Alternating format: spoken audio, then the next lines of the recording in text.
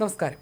ഗസയിലെ ഹമാസ് തടവറയിൽ 471 ദിവസങ്ങൾ ബന്ദിയായി കഴിയേണ്ടി വന്ന 25-കാരിയായ റോമി ഗോനെൻ താൻ നേരിട്ട അതിക്രൂരമായ ശാരീരിക ലൈംഗിക അതിക്രമങ്ങളെക്കുറിച്ച് ആദ്യമായി ലോകത്തോട് വെളിപ്പെടുത്തി. ഞെട്ടിക്കുന്നതാണ് ആ അനുഭവം. വ്യാഴാഴ്ച ഇസ്രയേലിലെ ചാനൽ 12 ഉബ്ദ എന്ന പ്രോഗ്രാമിലൂടെയാണ് റോമി തൻ്റെ ഭയാനകമായ അനുഭവങ്ങൾ പങ്കുവച്ചത്. 4 വ്യത്യസ്ത വ്യക്തികളിൽ നിന്നായി പലപ്പോഴായി താൻ ലൈംഗിക പീഡനത്തിന് ഇരയായെന്ന് റോമി വികാരാധീനയായി പറഞ്ഞു. 2023 ഒക്ടോബർ 7 ഇസ്രയേലിൽ നടന്ന നോവ മ്യൂസിക് ഫെസ്റ്റിവലിൽ പങ്കെടുക്കുമ്പോഴാണ് റോമിയെ ഹമാസ് ഭീകരർ തട്ടിക്കൊണ്ടുപോയത്. അന്ന് 23 വയസ്സായിരുന്നു റോമിക്ക്. തട്ടിക്കൊണ്ടുപോകുന്നതിനിടെ ഭീകരരുടെ വെടിയേറ്റ റോമിയുടെ കൈക്ക് ഗുരുതരമായി പരിക്കേറ്റിരുന്നു. ഈ മുറിവുമായിട്ടാണ് അവരെ ഗസയിലെ തടവറയിലേക്ക് കൊണ്ടുപോകുന്നത്. ഗസയിലേക്ക് എത്തിച്ച ഉടൻ തന്നെ റോമിയെ അൽഷിഫ ആശുപത്രിയിലേക്കാണ് കൊണ്ടുപോയത്. വെടിയേറ്റ കൈക്ക് ചികിത്സ നൽകാനാണ് അവിടെ എത്തിച്ചതെങ്കിലും അവിടെയും താൻ അപമാനിക്കപ്പെട്ടതായി റോമി വെളിപ്പെടുത്തി. ചുറ്റും കൂടി നിന്നവർ തൻ്റെ വസ്ത്രങ്ങൾ വലിച്ചു കീറിയെന്ന് റോമി പറഞ്ഞു. ഏകദേശം 15ഓളം പേർ ഒരേ സമയം തന്നെ സ്പർശിക്കുന്നുണ്ടായിരുന്നു. തൻ്റെ വസ്ത്രങ്ങൾ അവർ വലിച്ചു കീറി. നഗ്നയായി അവിടെ കിടക്കേണ്ടി വന്ന ആ നിമിഷം എൻ്റെ ശരീരത്തിൽ നിന്ന് ആത്മാവ് വേർപെട്ട പോലെ തനിക്ക് തോന്നിയെന്നും എല്ലാം മുകളിൽ നിന്ന് നോക്കിക്കാണുന്ന ഒരു അവസ്ഥയിലായിരുന്നു താനെന്നും എൻ്റെ ആ കൈ ഇനി എനിക്ക് തിരികെ ലഭിക്കില്ലെന്ന് ഞാൻ ഉറപ്പിച്ചിരുന്നുവെന്നും റോമി പറഞ്ഞു. ആശുപത്രിയിൽ നിന്ന് തന്നെ പാർപ്പിച്ചിരുന്ന ആദ്യത്തെ വീട്ടിലേക്ക് മാറ്റിയപ്പോൾ അവിടെ 5 ഹമാസ് ഭീകരരുണ്ടായിരുന്നു. അവിടെ വെച്ച് 4 ദിവസമാണ് ആദ്യത്തെ അതിക്രമം താൻ നേരിട്ടത്. തന്നെ പരിചരിക്കാൻ നിയോഗിക്കപ്പെട്ട ഒരു ആരോഗ്യ പ്രവർത്തകൻ തന്നെയായിരുന്നു പീഡകനെന്ന് റോമി പറഞ്ഞു. മുറിവേറ്റ തൻ്റെ കൈ മുറിച്ചു മാറ്റണമെന്ന് താൻ അയാളോട് യാചിച്ചിരുന്നുവെന്നും അത്രത്തോളം വേദനയുണ്ടായിരുന്നുവെന്നും അവർ പറഞ്ഞു. കുളിക്കാൻ പോയ തന്നെ സഹായിക്കാനെന്ന വ്യാജേന പിന്തുടർന്ന് അയാൾ അവിടെ വെച്ച് തന്നെ പീഡിപ്പിച്ചു. തനിക്ക് ശാരീരികമായി എതിർക്കാൻ ശേഷിയില്ലാത്ത അവസ്ഥ അയാൾ മുതലെടുത്തുവെന്നും അതിനുശേഷവും അതേ വീട്ടിൽ അയാളോടൊപ്പം കഴിയേണ്ടി വന്നത് നരകതുല്യമായിരുന്നുവെന്നും റോമി ഓർത്തെടുത്തു. യുദ്ധം തുടങ്ങി 2 ആഴ്ച കഴിഞ്ഞപ്പോൾ മുഹമ്മദ് എന്നയാളുടെ വീട്ടിലേക്ക് റോമി മാറ്റി. അവിടെ കഴിഞ്ഞ 16 ദിവസങ്ങളാണ് തൻ്റെ ജീവിതത്തിലെ ഏറ്റവും മോശം ദിവസങ്ങളെന്ന് റോമി പറയുന്നു. മുഹമ്മദിനെ കൂടാതെ ഇബ്രാഹിം എന്ന മറ്റൊരാളും അവിടെ ഉണ്ടായിരുന്നു. നീ ആരോടെങ്കിലും പറഞ്ഞാൽ നിന്നെ ഞാൻ കൊല്ലുമെന്ന ഭീഷണിയോടെയാണ് മുഹമ്മദ് തൻ്റെ പീഡനങ്ങൾ തുടങ്ങിയത്. ശുചിമുറിയിൽ പോകുമ്പോൾ പോലും മുഹമ്മദ് കൂടെ വരുമായിരുന്നു. ഉറങ്ങുമ്പോൾ കൈകൾ വിലങ്ങ് വെച്ച് ബന്ധിക്കും. താൻ മരിച്ചുപോയെന്ന് ഇസ്രയേലിലുള്ളവർ വിചാരിക്കുമെന്നും താൻ ഇനി അയാളുടെ ലൈംഗിക അടിമയായി കഴിയേണ്ടി വരുമെന്നും താൻ ഭയന്നിരുന്നതായും റോമി പറഞ്ഞു. തടവറയിൽ കഴിവേ റോമിക്ക് മാസമുറ തെറ്റിയത് അവരെയും തട്ടിക്കൊണ്ടുപോയവരെയും ഒരുപോലെ ഭയപ്പെടുത്തി.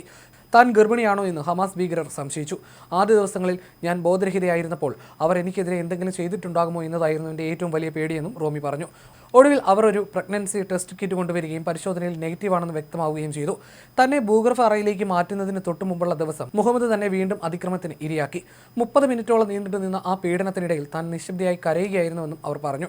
തന്നെ മറ്റൊരു സ്ഥലത്തേക്ക് മാറ്റാൻ പോവുകയാണെന്ന് അറിഞ്ഞപ്പോൾ കിട്ടിയ അവസരം എന്ന നിലയിലാണ് അയാൾ അന്ന് പീഡിപ്പിച്ചത്. ഏകദേശം 2 വർഷത്തോളം നീണ്ട യുദ്ധത്തിനൊടുവിൽ നടന്ന വെടിനിർത്തൽ ബന്ദിമോചന കരാറുകളിലൂടെയാണ് റോമി ഉൾപ്പെടെയുള്ളവർക്ക് മോചനം ലഭിച്ചത്.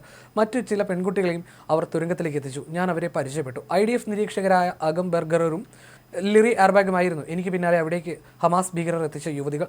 ആദ്യം എനിക്ക് ചെറിയൊരു ആശ്വാസം തോന്നി. ഇനി ഒറ്റയ്ക്കല്ലോ എന്ന്. പരസ്പരം സംസാരിച്ചു തുടങ്ങിയപ്പോൾ ഞങ്ങളുടെ സ്ഥിതി ഒട്ടും ആശാവഹമല്ല എന്ന് എനിക്ക് മനസ്സിലായി.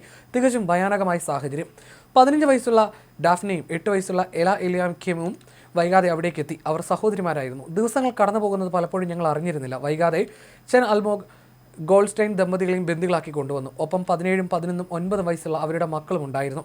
പിന്നീട് സംഗീതമേളയിൽ വെച്ച് തട്ടിക്കൊണ്ടുവന്ന മിയാസ്കയും IDF നിരീക്ഷക നാമാലവി എന്നിവരെയും കൊണ്ടുവന്നു. 40-ാം ദിവസമാണ് എമിലി ഡമാരി അവിടേക്ക് ബന്ദിയായി എത്തിയത്. ഭീതി പരത്തുന്ന തുരങ്കങ്ങളിലേക്ക് കൊണ്ടുപോകുന്നതിന് മുമ്പ് ഭൂമിക്ക് മുകളിലുള്ള ചില അപ്പാർട്ട്മെൻറ്റുകളിൽ 1 മാസത്തിലേറെ എന്നെ അവർ താമസിപ്പിച്ചിരുന്നു. ഇതിനിടെ ഇസ്രയേലുമായി ബന്ദികളെ കൈമാറ്റം ചെയ്യാനുള്ള ചർച്ചകൾ ഹമാസ് ഭീകരർ ആരംഭിച്ചിരുന്നു. തടങ്കലിൽ എനിക്ക് നേരിട്ട കടുത്ത ദുരനുഭവങ്ങളെക്കുറിച്ച് ഹമാസിൻ്റെ മുതിർന്ന കമാൻഡർമാർക്ക് ഇതിനകം മനസ്സിലായിരുന്നു. കുറച്ച് ഗാർഡുകൾ വന്നിട്ട് എന്നോട് ഹിജാബ് ധരിക്കാൻ ആവശ്യപ്പെട്ടു. തുടർന്ന് തുരങ്കങ്ങളിലൂടെ തന്നെ കമാൻഡറുടെ മുറിയിലേക്ക് കൊണ്ടുപോയി. അവിടെ ഒരു ടെലിഫോൺ കോൾ എനിക്കായി കാത്തിരിക്കുന്നുണ്ടായിരുന്നു. ഫോൺ എടുത്തു. മറുതലക്കൽ അയാൾ ഹീബ്രുവിൽ സംസാരിച്ച് സംഭവിച്ചതെല്ലാം തുറന്നു പറയാൻ ആവശ്യപ്പെട്ടു. എല്ലാം കേട്ട് കഴിഞ്ഞപ്പോൾ ഇവിടെ സംഭവിച്ചതൊന്നും പുറത്ത് പറയരുതെന്നായിരുന്നു അയാളുടെ നിർദ്ദേശം. അത് പാലിക്കാൻ തയ്യാറാണെങ്കിൽ മോചിതരാകേണ്ടവരുടെ പട്ടികയിൽ ഒന്നാമതായി തൻ്റെ പേര് ചേർക്കാമെന്ന് അയാൾ പറഞ്ഞു. എങ്ങനെയെങ്കിലും വീട്ടിലെത്തണം എന്നത് മാത്രമായിരുന്നു അപ്പോൾ തൻ്റെ മനസ്സിൽ. നിങ്ങൾ പറയുന്നത് പോലെ ചെയ്യാമെന്ന് ഞാൻ അവർക്ക് വാഗ്ദാനം നൽകി. ഹമാസിൻ്റെ ഗസ് ബ്രിഗേഡിൻ്റെ അന്നത്തെ തലവനായിരുന്ന ഇസാദീൻ അൽ ഹദാദാണ് തന്നോട് സംസാരിച്ചതെന്ന് പിന്നീട് തിരിച്ചറിഞ്ഞു. പിന്നീട് അയാൾക്ക് ഹമാസിൻ്റെ സൈനിക വിഭാഗത്തിൻ്റെ കമാൻഡറായി സ്ഥാനക്കയറ്റം ലഭിച്ചുവെന്നും ഗസയിലെ 1-ാം നമ്പർ ഭീകരനുമായിട്ടായിരുന്നു അന്നത്തെ തൻ്റെ ടെലിഫോൺ സംഭാഷണമെന്നും റോമി കൂട്ടിച്ചേർത്തു.